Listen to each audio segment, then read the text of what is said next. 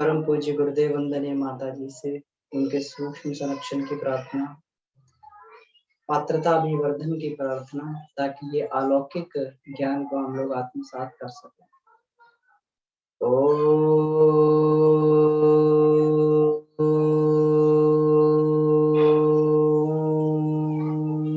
भूर्भुवः स्वः तत्सवितुर्वरेण्यं भर्गो देवस्य धीमहि धियो यो नः प्रचोदयात्।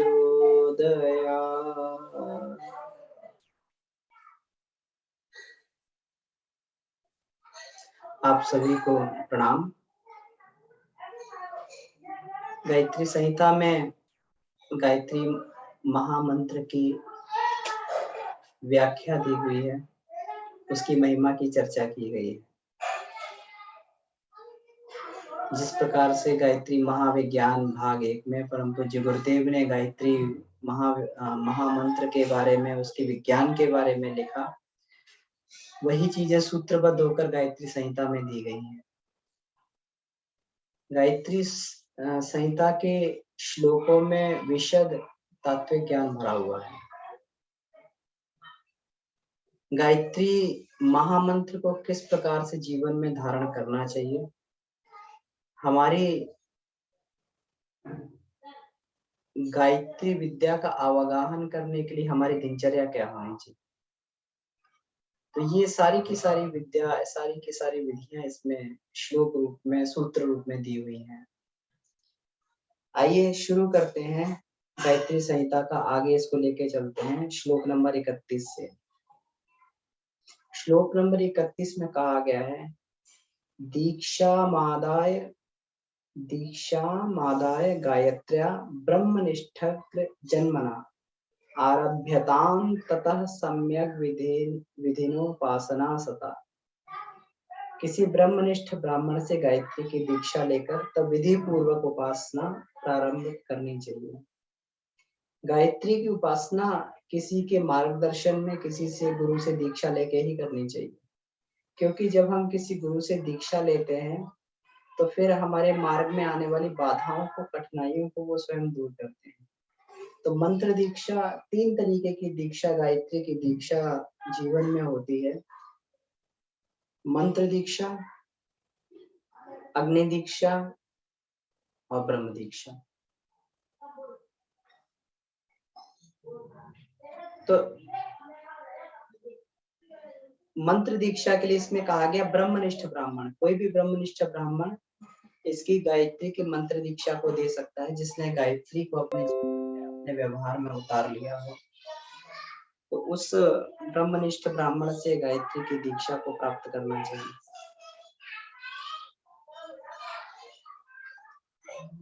बिना दीक्षा के जब गायत्री का जप किया जाता है तो गुरु से फिर गुरु का संरक्षण प्राप्त नहीं हो पाता है।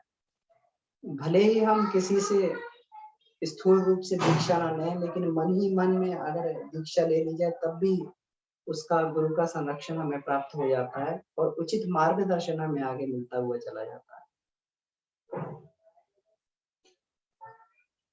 इसमें आगे ये कहा गया है, गायत्री उपासना को विद्वान ने द्विजों के लिए अनिवार्य किसी भी दिन न छोड़ने योग्य नित्य कर्म बताया है।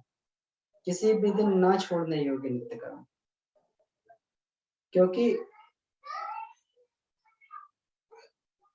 गायत्री का कर्म, नित्य कर्म इस प्रकार से, गायत्री द्वारा की गई संध्या से हमारे अंतःकरण का परिष्कार हो जाता है।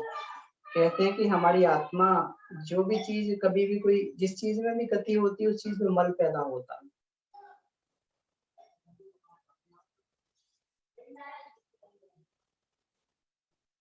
और उस मल की सफाई भी करनी पड़ती है। हमारा शरीर चलता है, हमारे सारे अंग चलते हैं तो उनमें मल पैदा होता है, तो उस मल की सफाई भी करनी पड़ती है। हम लोग सुबह शाम जो है शौच के लिए, शौच इत्यादि के लिए जाते हैं, सुबह शाम स्नान किया जाता है, मंजन किया जाता है। किस लिए? शरीर चलायमान है तो गंदगी इकट्ठी हो जाती है तो उसको धोया जाता है। इसी प्रकार से आत्मा भी चलायमान है, चैतन्य है, पूर्ण चैतन्य है और सबसे गतिमान। हमारा शरीर भले ही सोता रहे लेकिन हमारी चेतना कभी सोती नहीं है, चेतना हमेशा काम करती रहती है। तो इस पर भी जो है फिर मैल आ जाता है, इस पर भी आवरण चढ़ जाता है। तो इस आवरण को साफ करने के लिए प्रतिदिन प्रतिदिन हमें गायत्री की उपासना करनी चाहिए। इसीलिए इसमें बोला गया है कि गायत्री की उपासना जो है किसी भी दिन न छोड़ने वाला नित्य कर्म है। जो व्यक्ति गायत्री की उपासना नहीं करता है, इसमें कहा गया है, जो द्विज गायत्री की नित्य उपासना नहीं करते वे अपने कर्तव्य से च्युत हो जाते हैं, इसमें संशय नहीं है।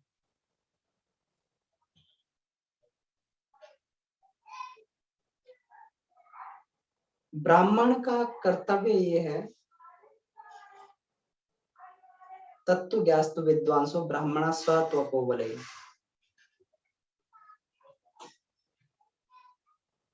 कि ब्राह्मण को तत्वज्ञानी ब्राह्मण को अपने तप के बल पर इस संसार के में अज्ञान से उत्पन्न हुए अंधकार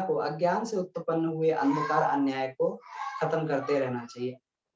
तो सबसे पहले तो ब्राह्मण को तत्वज्ञानी होना चाहिए। तो ब्राह्मण का कर्तव्य क्या है कि निरंतर ज्ञान की साधना करे, उपासना करे, साधना करे, स्वाध्याय करे और उसके बाद जो ज्ञान प्राप्त हो से संसार में व्याप्त अज्ञानता को खत्म करने के लिए भरसक हमेशा प्रयत्न करता है। लेकिन जो व्यक्ति गायत्री की नित्य उपासना नहीं करते, वे अपने इस कर्तव्य से भटक जाते हैं। फिर उन्हें ये नहीं कहा जा सकता कि वे सही मायने में ब्राह्मण है। सही मायने में ब्राह्मणत्व तो केवल उसी का अक्षुण रहता है जो व्यक्ति गायत्री का नियमित जप, उपासना, गायत्री महाविद्या का जीवन में अवगाहन करता रहता है।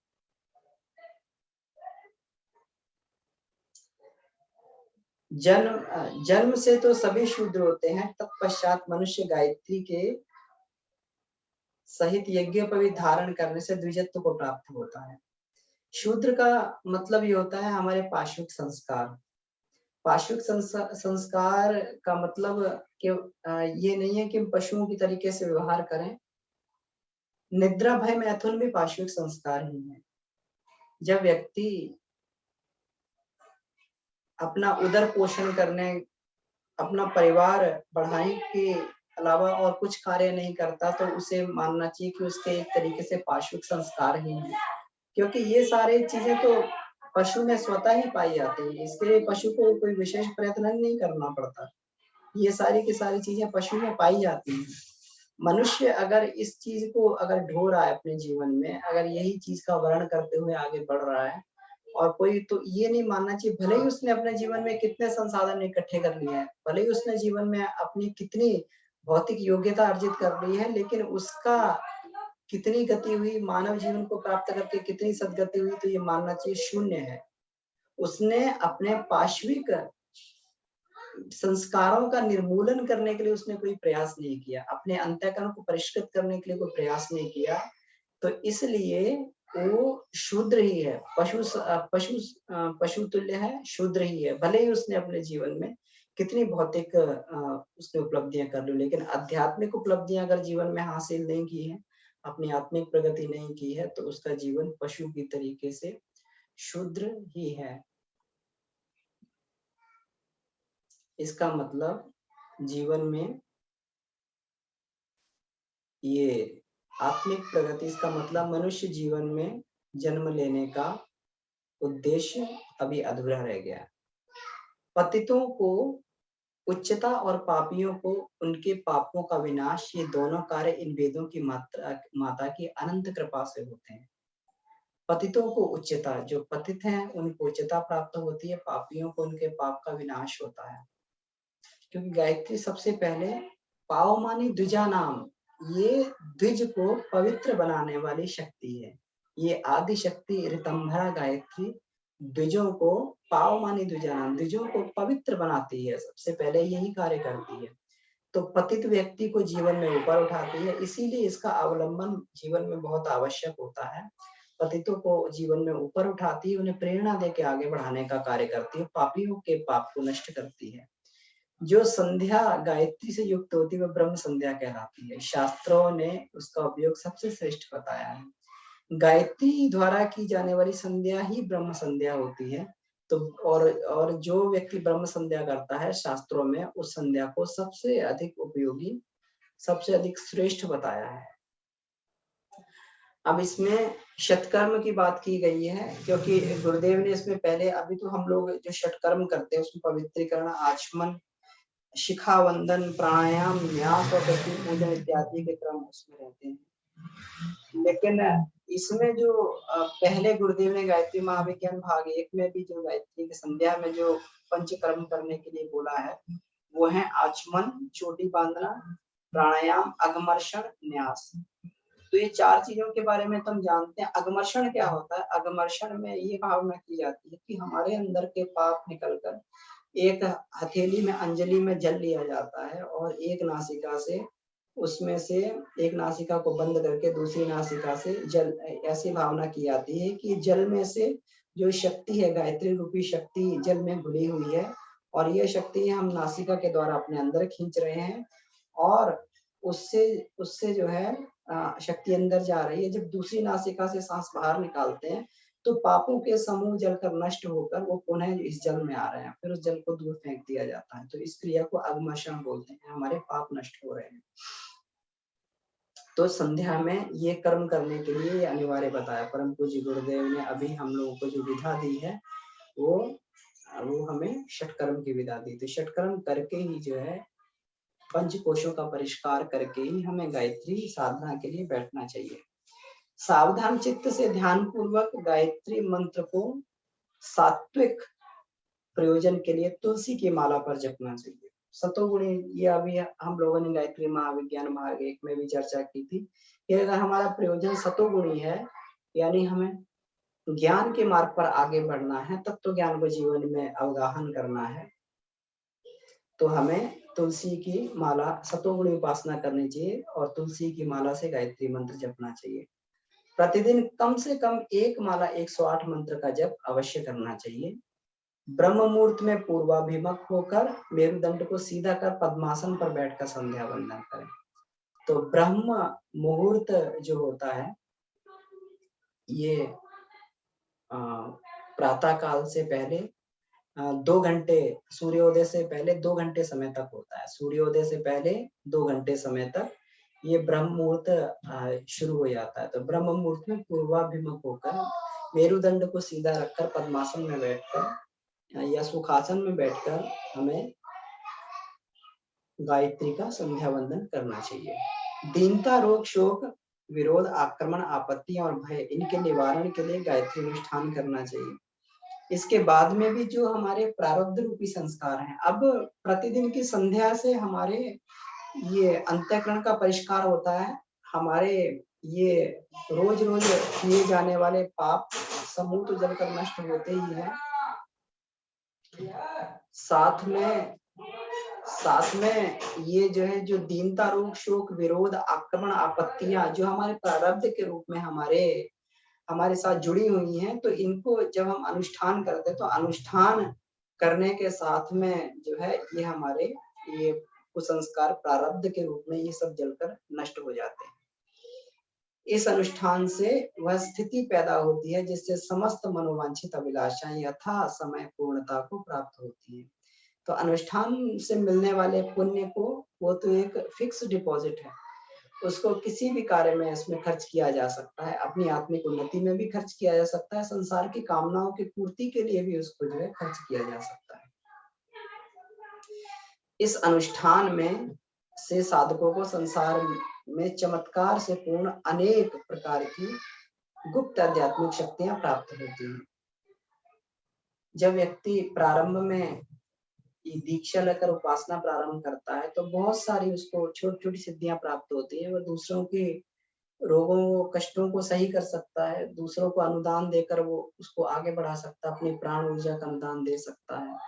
तो तरह तरह की उसको ये शक्तियां प्राप्त होती है, लेकिन उसमें भी साधक को बड़ा सावधान रहना चाहिए, क्योंकि सिद्धियों के प्रदर्शन से जब व्यक्ति सिद्धियों का प्रदर्शन करता है तो उसकी जो तप के द्वारा उसने जो शक्ति का पुंज इकट्ठा किया है वो शक्ति का पुंज सूख जाता है और फिर जो है साधक बिल्कुल एकदम छूछ बनकर रह जाता है।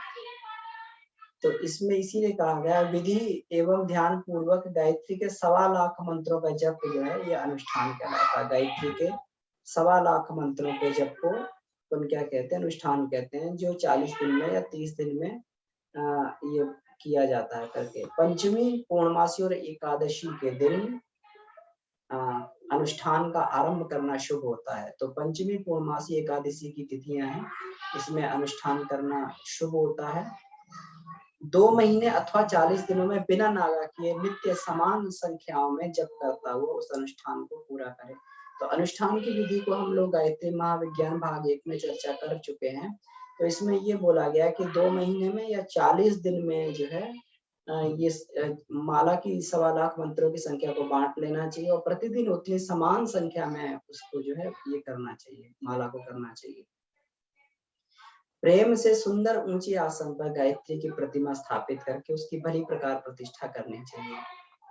तो ये हम लोग स्थापित करते हैं जब लोग हम अनुष्ठान इत्यादि करते हैं, या फिर दैनिक उपासना में भी घर में एक जगह पर कोने पे हम लोग चौकी पर देवताओं के विग्रह को, गायत्री माता के चित्र को स्थापित करके हम विधि पूर्वक जो है उसका पूजन करते हैं।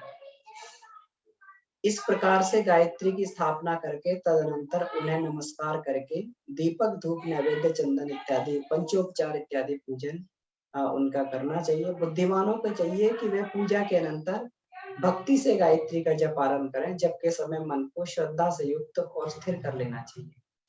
तो मन को श्रद्धा से युक्त और स्थिर करने की बात की गई, भक्ति से, यानी जब भी अनुष्ठान किया जाता है, जब किया जाता है तो उसमें अश्रद्धा नहीं होनी चाहिए।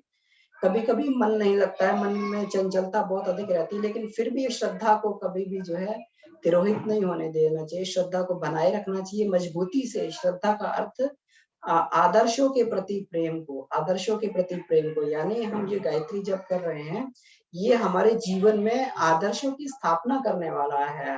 जिस प्रकार परमात्मा आदर्श रूप है, परमात्मा जो है ये आदर्शों का समुच्चय है, तो वो आदर्श रूपी परमात्मा से हम जुड़ रहे हैं, तो हमारे जीवन में भी आदर्शों का ये आदर्शों का अवतरण हमारे जीवन में, और हम आदर्शवादी बन रहे हैं, हमारा हम नैष्ठिक साधक बन रहे हैं। इसी विश्वास को दृढ़ता पूर्वक बनाए रखना ही श्रद्धा होती है। तो इसीलिए इसको दृढ़ता पूर्वक बनाए रखना चाहिए। मन अगर चंचल भी है तो बार बार उसे जो है उसी लगाना चाहिए। अगर मन में रस नहीं भी आ रहा तो कोई दिक्कत नहीं है, धीरे धीरे मन में रस आने लगता है, लेकिन इस भावना को जो है हमें दृढ़ता से बना के रखना चाहिए, अपनी श्रद्धा को दृढ़ता से बनाकर रखना चाहिए। और यदि किसी काम से साधना समय के बीच में ही उठना पड़े तो पानी से हाथ मुंह धोकर बैठे। तो कभी कभी बीच में जो है कभी किसी आवश्यक काम से उठना पड़ता है, या फिर कभी कभी लघु शंका इत्यादि वगैरह के लिए जाना पड़ता है, तो उस समय पुनः हाथ पैर धोकर और अपने इसमें जप साधना को फिर आगे इसको किया जा सकता है, इसको आगे बढ़ाया जा सकता है। तो ये फिर ये हमारा जो है यहाँ तक 50 श्लोकों तक हमने इसको ये पूरा किया। तो ठीक है, अभी इसको आज यहीं तक करते हैं, फिर अगली कक्षाओं में इसके आगे के श्लोकों पर चर्चा की जाएगी। आपके लिए कोई प्रश्न हो तो हम लोग प्रश्न पे चर्चा कर सकते हैं, या फिर अपने अनुभव, आप सभी गायत्री के प्रखर साधक हैं, आपके अनुभवों पर भी जो है चर्चा हो सकती है। आप चाहें तो अपने अनुभव को रख सकते हैं जी।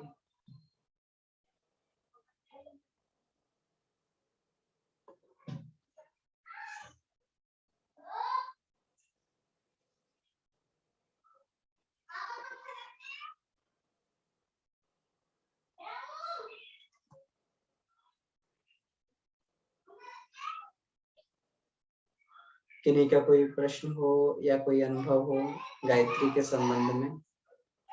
गायत्री शक्ति जीवन में वह विधा है जिससे प्राणों की विद्या समझ में आती है। प्राण से ही हमारा पूरा का पूरा जीवन चलता है, प्राण ही जीवन है। और जो व्यक्ति प्राण के आवागमन को और प्राण के नेचर को समझ लेता है, वह व्यक्ति तत्व ज्ञानी हो जाता है। क्योंकि सारे के सारे सृष्टि के तत्वों के मूल में ही प्राण तत्व विद्यमान है। तो इसलिए और गायत्री की उपासना में ये विशेषता है, गायत्री मंत्र में यह विशेषता है कि धीरे धीरे व्यक्ति तत्व ज्ञानी बनता हुआ चला जाता है, प्राण की विद्या को सीख लेता है और प्राण को संरक्षित कर कर फिर जो है अपनी प्रगति में उस प्राण को लगाता हुआ चला जाता है। क्योंकि आध्यात्मिक साधना भी ये आत्मा कहा गया कि आत्मा बलहीनों को प्राप्त नहीं होती है। आत्मा के लिए प्राप्त करने के लिए भी बहुत अधिक बल की आवश्यकता पड़ती है और बल हमें जहाँ से प्राप्त होता है उसी साधना का नाम गायत्री साधना है। तो गायत्री केवल उपासना नहीं है, ये पूरी की पूरी गायत्री महाविद्या है जो हमारे जीवन का आमूलचूल परिवर्तन कर देती है। हमें हर प्रकार परेशानियों से, कठिनाइयों से जूझने के लिए हमें प्रेरणा देती रहती है, आत्म परिष्कार करने के लिए हमें प्रेरणा देती रहती है, आगे सन्मार्ग पर चलने के लिए हमें उस पर बलात् धकेलती रहती है। उसी विधा का, उसी शक्ति का नाम गायत्री हम लोग कहते हैं। और हर धर्म में अपनी तरीके से उनकी भी गायत्री होती है, उनकी भी परंपराएं जो होती हैं, ये सारी की सारी परंपराएं केवल इसी दिशा में काम करती हैं कि मनुष्य अपनी शक्तियों का प्रयोग सकारात्मक दिशा में करे। तो अगर किसी का कोई प्रश्न नहीं है, भैया प्रणाम। जी दी प्रणाम दीदी। भैया जैसे अपना जप के लिए इतना ये रहता है और गुरुदेव ने इतनी बार बोला है कि जप से शोधन वाली प्रक्रिया के लिए जो ऊर्जा इकट्ठी होती है उसका एक चैनलाइज उसमें इस्तेमाल करके अपनी उन्नति के लिए, आत्मिक उन्नति के लिए काम करने के लिए। पर जैसे अभी 1-1.5 सालों में मेरा बहुत ज्यादा मन, तो मैंने आपको पहले बताया था, बहुत एकाग्र होकर नहीं कर पाती हूँ, डिस्ट्रैक्ट बहुत होती हूँ, लेकिन मुझे लगता है कि चल करती रहूं और करती रहूंगी तो कभी कभी कुछ तो होगा, देखती हूँ क्या चेंज होता है। और मुझे लगता है कि 2 नवरात्रे का और 1.25 लाख का और मंत्र लेखन करने की आदत काफी है मेरी। मंत्र लेखन इधर भी तो छूटा हुआ है अब, लेकिन मैंने उसमें एक चीज महसूस करी, अब ये सामयिक है या पूर्व जन्मों के कर्मों की वजह से है या कि ऊर्जा शायद जो इकट्ठी हुई उसको मतलब मेरा दिमाग ना थोड़ा मतलब बड़े अजीब साइड में जाने लगा। मतलब एक तो जैसे पॉजिटिव काम करने में गुरुजी का ही ये रहता है और बाकी जो भी ऐसे समझ में आए, पर दिमाग में थॉट में बड़ा अजीब अजीब सा आने लगता है। या तो मुझे लगता है मेरी परीक्षा की घड़ी हो। मैं आपसे उस दिन भी कह रही थी ना, मैं कि भैया पता नहीं, लगता है समझ में भी आ रहा है कि गलत कर रही हूँ। ऐसे मतलब इतना उसमें नहीं सोचना चाहिए। अब पर उस थॉट पे कंट्रोल नहीं हो पा रहा है, वो मतलब रिदम लंबा खिंच जा रहा है। अब वही लगता है, या तो मैं एक दिन ऐसे सोच रही थी बात कर, या तो ऊर्जा इकट्ठी होगी, मैं उसको और ज्यादा शायद सामाजिक कार्य में लगाना चाहिए था और वैसे ये करना चाहिए, तो नहीं कर पाई। ये मुझे समझ में नहीं आई, ये ना अभी तक मेरे अंदर द्वंद बना हुआ है कि यार दिमाग जहाँ मतलब लगता है कि एक सोच सकारात्मक उसमें ही चलने में, क्योंकि जहाँ मन में समझ में आ रहा है कि हाँ ये डायरेक्शन सही नहीं है, मतलब किसी के बारे में ही नॉर्मली मेरी आदत है छोड़ देने की, ठीक है यार इसका व्यक्तित्व है, उसका ये, चलो कोई बात नहीं, समझ में तो आता ही है। लेकिन अभी ना थोड़ा लंबा खिंच जाता है, लगता है कि नहीं चालाकी है, ऐसे मतलब उस उसमें मैं भी घुस जाती हूँ। ये मुझे नहीं समझ में आया कि ऐसा क्या हो रहा होगा जो है। जी दीदी, तो इसमें ये है कि ये कोई बहुत बड़ी इसमें ये बहुत सामान्य सी बात है कि क्योंकि अपने जो ये होता है मस्तिष्क, तो मस्तिष्क तो ये इसको अपना काम करना है, तो जहाँ जिस वातावरण में हो सकता है कि वहां पर इस प्रकार के विचारों की, इस प्रकार के वहां पर बहुलता रहती हो, तो कभी-कभी जो है उस वातावरण में लंबे समय तक रहने से भी जो है वो एक एक एक निश्चित प्रकार के थॉट्स जो होते हैं वो डोमिनेंट हो जाते हैं मस्तिष्क पर, क्योंकि विचार कभी मरता नहीं है।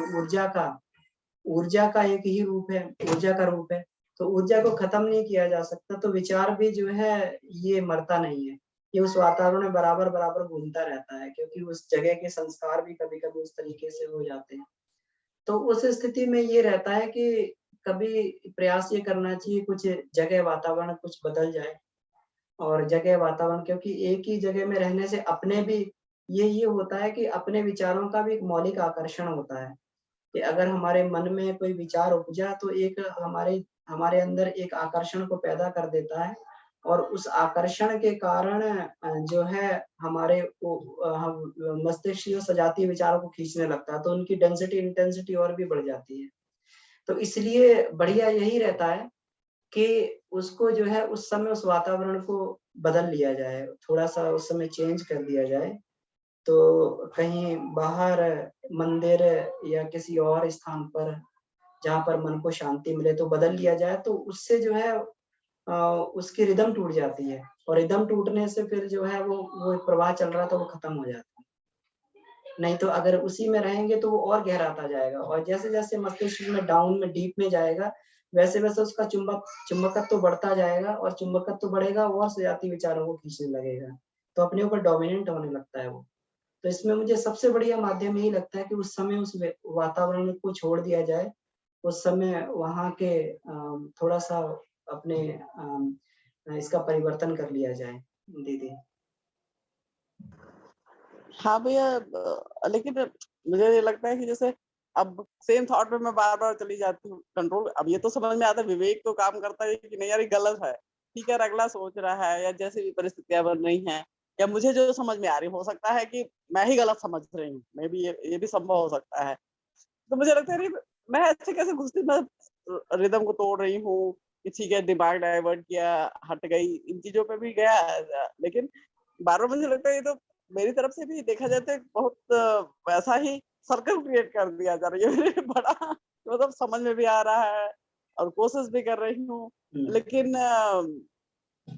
छोड़ नहीं पा रही हूँ। हाँ, उसमें ये भी बात रहती है दीदी कि कभी-कभी हम लोग ना ये है कि उससे जैसे बचने का भी प्रयास करते हैं, तो बचने कभी जो है इससे लड़ा मस्तिष्क से किसी एक पॉइंट पे लड़ना बहुत मुश्किल होता है।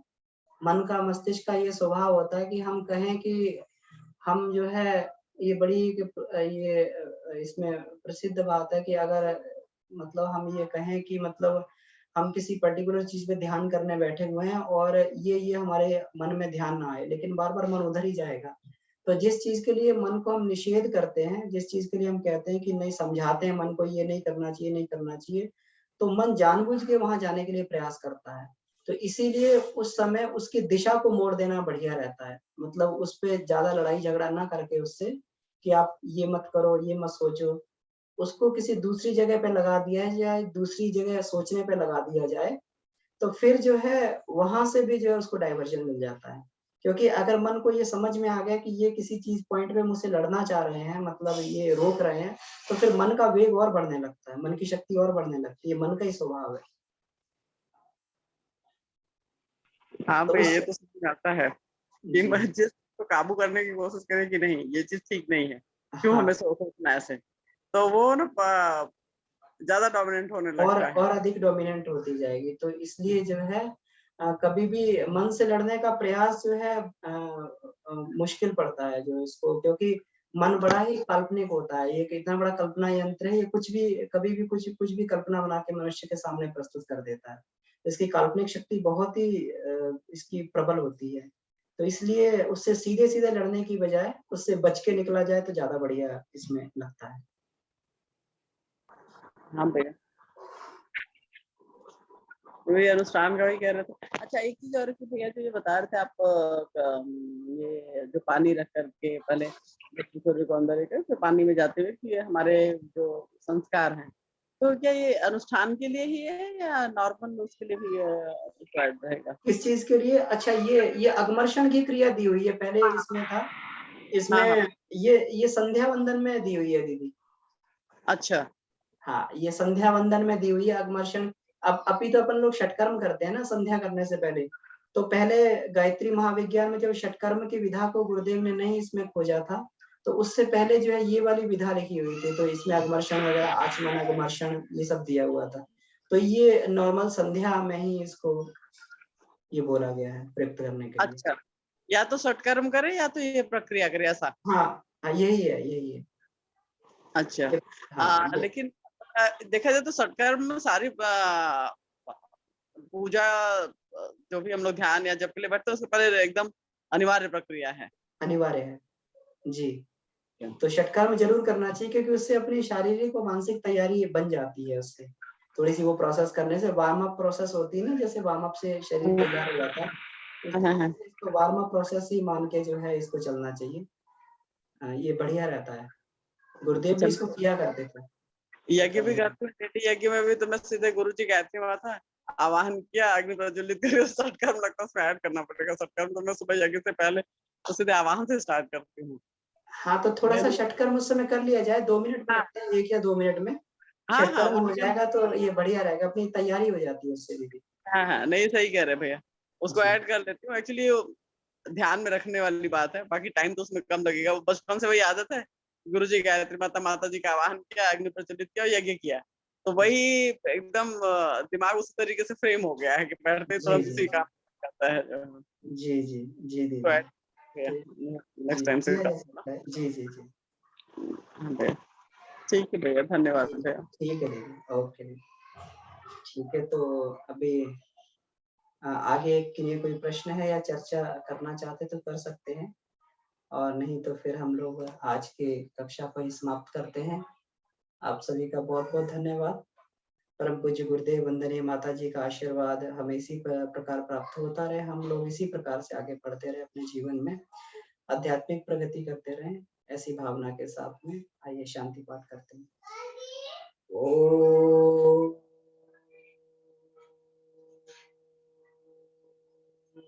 शांति, शांति, शांति। समाप्त।